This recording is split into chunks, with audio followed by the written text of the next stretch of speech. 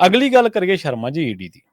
ਜਦੋਂ ਕੇਜਰੀਵਾਲ ਇਹ ਚੀਕ ਕੇ ਕਹਿ ਰਹੇ ਸੀ ਜੀ ਈਡੀ ਆ ਗਈ ਮੇਰੇ ਘਰੇ, ਮੈਨੂੰ ਗ੍ਰਿਫਤਾਰ ਕਰ ਲਿਆ, ਮੈਨੂੰ ਵੋਟਾਂ ਪਾ ਦਿਓ, ਮੈਂ ਸੱਚਾ ਹੋ ਜਾਊਂਗਾ, ਮੈਂ ਬਚ ਜਾਊਂਗਾ। ਆਪਾਂ ਬੇਸ਼ੱਕ ਕਿਹਾ ਕਿ ਆਪਾਂ ਕੇਜਰੀਵਾਲ ਦੀ ਰਾਜਨੀਤੀ ਨਾਲ ਤਾਂ ਨਹੀਂ ਸਹਿਮਤ, ਪਰ ਜਿਹੜਾ ਜੋ ਕੀਤਾ ਜਾ ਰਿਹਾ ਉਹਦਾ ਜਿਹੜਾ ਢੰਗ ਤਰੀਕਾ ਉਹ ਬੇਹੱਦ ਗਲਤ ਹੈ। ਕਿਉਂਕਿ ਏਜੰਸੀਆਂ ਦੀ ਜਿਹੜੀ ਦੁਰਵਰਤੋਂ ਆ ਇਹ ਸਹੀ ਨਹੀਂ ਹੈ। ਇਹ ਤੁਹਾਡੇ ਵਿਰੋਧੀ ਧਿਰਾਂ ਨੂੰ ਦਬਾਉਣ ਦੇ ਲਈ ਈਡੀ ਦਾ ਇੱਕ ਕੱਚਾ ਚਿੱਠਾ ਸਾਹਮਣੇ ਆਇਆ। ਸ਼ਰਮਾ ਜੀ ਤਫਸੀਲ ਜ਼ਰੂਰ ਦੱਸਿਓ ਕਿ ਈਡੀ ਨੇ 10 ਸਾਲਾਂ ਦੇ ਵਿੱਚ 193 ਵੱਡੇ ਲੀਡਰਾਂ ਤੇ FIR ਦਰਜ ਕੀਤੀਆਂ ਨੇ, ਤੇ ਜੇਕਰ ਆਪਾਂ ਇਹਦੀ ਜਿਹੜੀ ਰੇਸ਼ੋ ਕੱਢੀਏ ਸਜ਼ਾ ਦਿਵਾਉਣ ਦੀ, ਇਹਦੀ ਮੁਕਾਮ ਤੇ ਪਹੁੰਚਾਉਣ ਦੀ, ਤਾਂ ਉਹ ਤਾਂ ਬੜੀ ਹਾਸੋਹੀਣੀ ਹੈ। ਸਜ਼ਾ ਸਿਰਫ 2 ਨੂੰ ਹੋਈ ਹੈ ਜੀ। ਪ੍ਰਵੀਨ ਜੀ, ਇਹ 'ਚ ਕੋਈ ਦੋ ਰਾਏ ਨਹੀਂ ਕਿ ਈਡੀ ਦੀ ਕਾਰਵਾਈ ਹੁਣ ਬਹੁ ਗਿਣਤੀ ਸ਼ੱਕੀ ਹੈ। ਜੀ ਜੀ। ਈਡੀ ਦੀ ਜ਼ਿਆਦਾਤਰ ਕਾਰਵਾਈ ਬੀਜੇਪੀ ਦੀ ਪਾਰਟੀ ਪੱਧਰੀ ਕਾਰਵਾਈ ਹੈ। ਜਿਵੇਂ ਕਿਸੇ ਸਮੇਂ ਇੰਦਰਾ ਦੇ ਰਾਜ ਦੇ ਵਿੱਚ CBI ਇਨਕਮ ਟੈਕਸ ਤੋਤੇ ਬਣ ਗਏ ਸੀ, ਉਸੇ ਤਰ੍ਹਾਂ ਹੁਣ ਈਡੀ ਇੱਕ ਮੁੱਖ ਹਥਿਆਰ ਹੈ ਸਰਕਾਰੀ।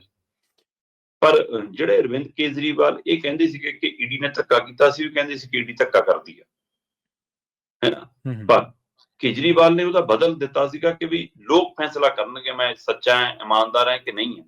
ਤੇ ਲੋਕਾਂ ਨੇ ਫੈਸਲਾ ਕਰਤਾ ਨਾ, ਹੁਣ ਮੰਨੋ ਨਾ ਕਿ ਹਾਂ ਭਾਈ ਮੈਂ ਤਾਂ ਠੱਗ ਚੋਰ ਸਾਬਤ ਕਰਤਾ ਲੋਕਾਂ ਨੇ। ਸਹੀ ਬਿਲਕੁਲ। ਉਹ ਕਹਿੰਦੇ ਸੀ ਨਾ ਲੋਕ ਕਚਹਿਰੀ ਫੈਸਲਾ ਕਰੂਗੀ, ਤੇ ਲੋਕ ਕਚਹਿਰੀ ਨੇ ਤਾਂ ਹਰਾਤਾ।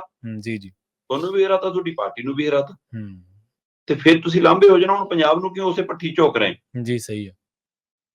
ਪਰ ਜਿਹੜੇ ਆਪਾਂ ਈਡੀ ਦੇ ਹਵਾਲੇ ਨਾਲ ਗੱਲ ਕਰ ਰਹੇ ਹਾਂ, ਈਡੀ ਦਾ ਮਤਲਬ ਹੁਣ ਇੱਕੋ ਇੱਕ ਹੈ ਕਿ ਜੀ ਬੀਜੇਪੀ ਕਾਂਡ ਕਰਾਉਂਦੀ ਆ, ਬੀਜੇਪੀ ਕਾਰਵਾਈ ਕਰਾਉਂਦੀ, ਖਾਸ ਕਰ ਰਾਜਨੀਤਿਕ ਚਿਹਰਿਆਂ ਮੋਹਰਿਆਂ ਤੇ। ਜੀ ਜੀ।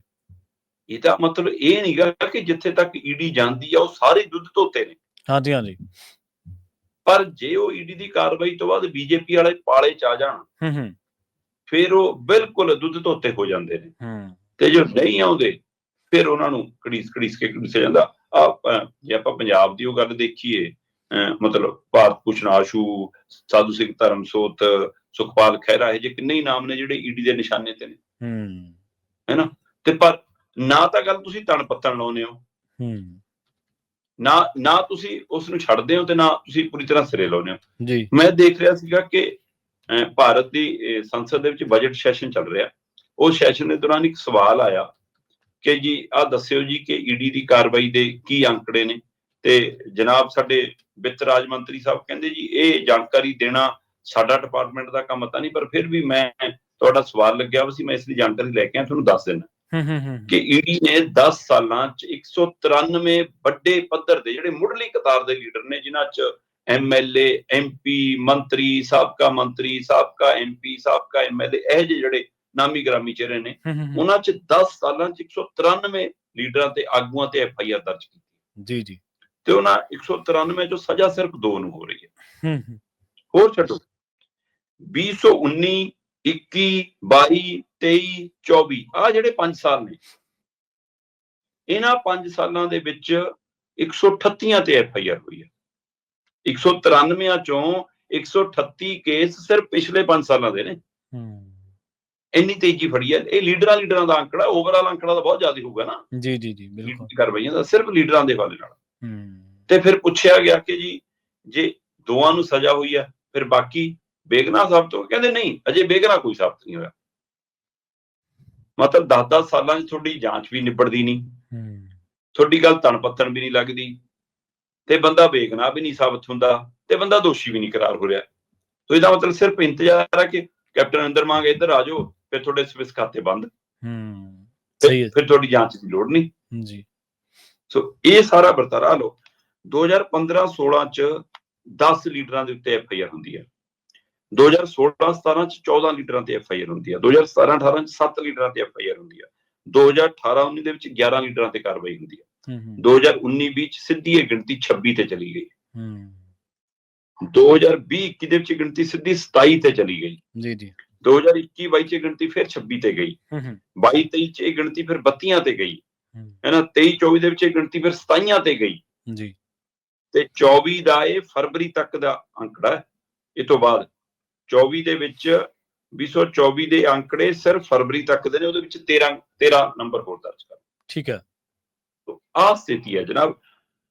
ਵੈਸੇ ਤਾਂ ਜਿਹੋ ਜਿਹਾ ਲੀਡਰਾਂ 'ਚ ਭ੍ਰਸ਼ਟਾਚਾਰ ਹੈ, ਇਹ 27 ਦੀ ਗਿਣਤੀ, ਇਹ 32 ਦੀ ਗਿਣਤੀ ਝੂਠੀ ਲੱਗਦੀ ਹੈ ਕਿ ਪਹਿਲਾਂ ਸਾਰਿਆਂ 'ਚ 100 ਪਿੱਛੇ ਕੋਈ ਇੱਕ ਅੱਧਾ ਲੀਡਰ ਹੋਊਗਾ, ਉਹ ਵੀ ਅੱਧਾ ਕਾਣੋ 'ਚ ਹੋਊਗਾ ਮਾੜਾ ਮੋਟਾ, ਕਿਉਂਕਿ ਠੱਗੀ ਕੱਲੀ ਅੱਜ ਦੀ ਤਰੀਕ 'ਚ ਪੈਸੇ ਦੀ ਨਹੀਂ ਹੈ। ਇਖਲਾਕੀ ਠੱਗੀਆਂ ਜਿਹੜੀਆਂ ਵੱਜ ਰਹੀਆਂ, ਉਹਦਾ ਤਾਂ ਕੋਈ ਪੈਮਾਨਾ ਹੀ ਨਹੀਂ ਨਾਪਣ ਦਾ। ਜੀ ਅਸੀਂ ਤਾਂ ਪੈਸੇ ਦੇ ਹਿਸਾਬ ਕਿਤਾਬ ਨਾਲੇ ਨਾਪਦੇ ਹਾਂ। ਤੇ ਇਸ ਲਈ ਵੈਸੇ ਫਿਰ ਤਾਂ ਦੇਖੀਏ ਤਾਂ ਈਡੀ ਦੀ ਕਾਰਵਾਈ ਬਹੁਤ ਸਲੋ ਹੈ, ਕਾਰਵਾਈ ਹੋ ਹੀ ਨਹੀਂ ਰਹੀ। ਤੇ ਹਮੇਸ਼ਾ ਭ੍ਰਸ਼ਟਾਚਾਰ ਨੂੰ ਵੱਧ ਜੇ ਕੋਈ ਗਾਂਹ ਵਧਾ ਸਕਦਾ ਤਾਂ ਜਿਹੜੀ ਧਿਰ ਸੱਤਾ 'ਚ ਹੋਊਗੀ ਉਹ ਵਧਾ ਸਕਦੀ ਹੈ, ਤੇ ਜੇ ਭ੍ਰਸ਼ਟਾਚਾਰ ਨੂੰ ਰੋਕ ਸਕਦਾ ਤਾਂ ਜਿਹੜੀ ਧਿਰ ਸੱਤਾ 'ਚ ਹੋਊਗੀ ਉਹ ਰੋਕ ਸਕਦੀ ਹੈ, ਕਿਉਂਕਿ ਜ਼ਿੰਮੇਵਾਰੀ ਤਾਂ ਉਸ ਸਮੇਂ ਉਹਦੇ ਕੋਲ ਹੈ।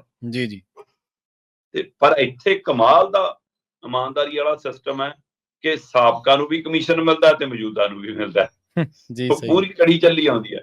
ਤੇ ਜੇ ਸਾਬਕਾ ਸੱਤਾਧਾਰੀ ਧਿਰਦਾ ਕਿ ਆਪ ਸਾਬਕਾ ਹੋ ਗਿਆ, ਆਪ ਨਹੀਂ ਜਿੱਤ ਸਕਿਆ ਪਰ ਉਹਦੀ ਪਾਰਟੀ ਜਿੱਤ ਗਈ, ਫਿਰ ਉਹਦਾ ਕਮਿਸ਼ਨ ਵੱਧ ਜਾਂਦਾ। ਤੇ ਜੇ ਐਮਐਲਏ ਜਿਹੜਾ ਹੈਗਾ ਉਹ ਸੱਤਾਧਾਰੀ ਧਿਰ ਦਾ ਨਹੀਂ ਹੈ ਪਰ ਐਮਐਲਏ, ਫਿਰ ਉਹਦਾ ਕਮਿਸ਼ਨ ਘਟ ਜਾਂਦਾ। ਜੇ ਐਮਐਲਏ ਸੱਤਾਧਾਰੀ ਧਿਰ ਦਾ ਹੈ ਨਾ, ਸਾਬਕਾ ਦੂਜੀ ਦਾ, ਫਿਰ ਉਹਦਾ ਘਟ ਜਾਂਦਾ, ਐਮਐਲਏ ਦਾ ਵੱਧ ਜਾਂਦਾ। ਮਤਲਬ ਕਮਾਲ ਦਾ ਇਮਾਨਦਾਰੀ ਵਾਲਾ ਸਿਸਟਮ ਹੈ ਇਹਨਾਂ ਦੇ। ਬਿਲਕੁਲ। ਤੇ ਉਹ ਤੋਂ ਵਾਕਫ ਸਾਰੀਆਂ ਧਿਰਾਂ ਨੇ, ਪਰ ਕਾਰਵਾਈ ਈਡੀ ਉਦੋਂ ਹੀ ਕਰਦੀ ਹੈ ਜਦੋਂ ਤੋਤਾ ਜਿਵੇਂ ਉਹ ਕਾਰਡ ਜਾ ਕੱਢ ਕੇ ਦਿਖਾਉਂਦੇ ਹੁੰਦੇ ਨਾ ਪਿੰਜਰੇ ਚੋਂ ਬਾਹਰ ਆ ਕੇ, ਸੋ ਜਿਹਦਾ ਨਾਮ ਮੋਦੀ ਐਂਡ ਪਾਰਟੀ ਕੱਢ ਦੇਵੇ ਕਿ ਇਸ ਸਮੇਂ ਇਸ ਤੇ ਕਾਰਵਾਈ ਕਰੋ, ਫਿਰ ਉਹਦੇ ਪਰ ਕਾਰਵਾਈ ਹੋ ਜਾਂਦੀ ਹੈ। ਸੋ ਇਹ ਸਰਕਾਰੀ ਤੋਤੇ ਨੇ ਈਡੀ ਵਾਲੇ। ਇੱਕ ਨਾ ਇੰਡੀਅਨ ਐਕਸਪ੍ਰੈਸ ਦੇ ਵਿੱਚ ਰਿਪੋਰਟ ਛਪੀ ਸੀ 4 ਅਪ੍ਰੈਲ 2024 ਨੂੰ, ਦੀਪਤੀਮਨ ਤਿਵਾੜੀ ਨੇ, ਕੋਈ ਉਹਨਾਂ ਦੇ, ਮੇਰੇ ਪ੍ਰੋਨਾਊਂਸੀਏਸ਼ਨ ਦੇ ਵਿੱਚ ਹੋ ਸਕਦਾ ਗਲਤ ਹੋਣ, ਦੀਪਤੀਮਨ ਤਿਵਾੜੀ ਉਹਨਾਂ ਦਾ ਨਾਮ ਹੈ। ਉਹਨਾਂ ਨੇ 2014 ਤੋਂ ਇੱਕ ਡਾਟਾ ਕੱਢ ਕੇ ਲਿਆਂਦਾ ਸੀਗਾ, ਇੰਡੀਅਨ ਐਕਸਪ੍ਰੈਸ ਦੀ ਖੋਜੀ ਰਿਪੋਰਟ। ਉਹ ਕਹਿੰਦੇ 25 ਲੀਡਰ ਨੇ ਜਿਨ੍ਹਾਂ ਨੇ ਬੀਜੇਪੀ ਜੁਆਇਨ ਕੀਤੀ ਹੈ, ਜਿਨ੍ਹਾਂ ਦੇ ਘਰੇ ਈਡੀ ਨੇ ਰੇਡ ਕੀਤੀ ਸੀ। 25 ਲੀਡਰ ਨੇ, ਤੇ ਉਹਨਾਂ ਦੇ ਵਿੱਚੋਂ 23 ਜਿਹੜੇ ਨੇ ਉਹਨਾਂ ਦਾ ਅੱਜ ਕੱਲ੍ਹ ਕੇਸਾਂ ਦਾ ਕੋਈ ਪਤਾ ਨਹੀਂ ਕਿੱਥੇ ਖੜੇ ਨੇ। ਜਿਵੇਂ ਤੁਸੀਂ ਕਿਹਾ ਨਾ ਕੋਈ ਸਜ਼ਾ ਹੋਈ ਹੈ, ਨਾ ਕੋਈ ਚਾਰਜ ਸ਼ੀਟ ਬਾਰੇ ਪਤਾ ਹੈ, ਨਾ ਇਹ ਪਤਾ ਵੀ ਬਈ ਉਹ ਦੋਸ਼ੀ ਨੇ, ਨਾ ਇਹ ਪਤਾ ਵੀ ਉਹਨਾਂ ਨੂੰ ਕਲੀਨ ਚਿੱਟ ਮਿਲ ਚੁੱਕੀ ਹੈ, ਉਹਨਾਂ ਨੇ ਕੁਛ ਕੀਤਾ ਨਹੀਂ ਸੀਗਾ। ਮਤਲਬ ਉਹ ਅੱਧ ਵਿਚਾਲੇ ਨੇ ਕੈਪਟਨ ਅਮਰਿੰਦਰ ਵਾਂਗੂ, ਜਿੱਦੇ ਕੋਈ ਪਾਰਟੀ ਲਟਕਾ ਕੇ ਰੱਖਿਆ ਬਸ, ਜੇ ਫਿਰ ਅੱਖਾਂ ਦਿਖਾਉਣਗੇ ਫਿਰ ਭਾਈ ਝਾੜ ਲਾਂਗੇ ਮਿੱਟੀ। ਜੀ ਬਿਲਕੁਲ। ਤੇ ਜਿਹੜੀ ਗੱਲ ਤੁਸੀਂ ਕਰ ਰਹੇ ਹੋ ਤਾਂ ਉਸ ਦਾ ਵੀ ਮੇਰਾ ਖਿਆਲ ਅਗਲਾ ਵਰਸ਼ਨ ਆ ਵੀ ਉਸ ਤੋਂ ਵੀ ਉਤਲੇ ਦਰਜੇ ਦੀ ਰਿਪੋਰਟ ਆ ਵੀ ਪਈ ਆ, ਤੁਹਾਡਾ ਸਾਰਾ ਕੱਚਾ ਚਿੱਠਾ ਖੋਲ ਕੇ ਰੱਖਿਆ ਪਿਆ, ਜਿਹਦੇ ਚ 2 ਲੀਡਰਾਂ ਨੂੰ ਸਿਰਫ ਤੁਸੀਂ ਸਜ਼ਾ ਦਵਾਈ ਹੈ 10 ਸਾਲਾਂ ਦੇ ਵਿੱਚ।